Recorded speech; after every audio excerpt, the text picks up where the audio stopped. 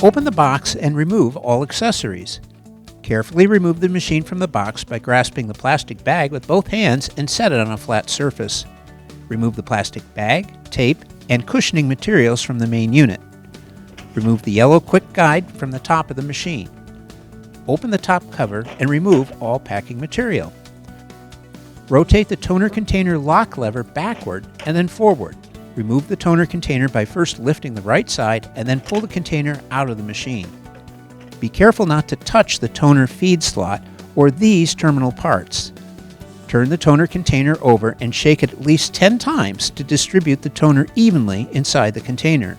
Replace the toner container into the main unit by aligning this tab with this guide on the right side. Press the toner container down firmly. Push the toner lock lever to the rear. Close the top cover. Open the waste toner box cover, open the cap of the waste toner bottle, and slide the waste toner container into the machine. Close the waste toner box cover.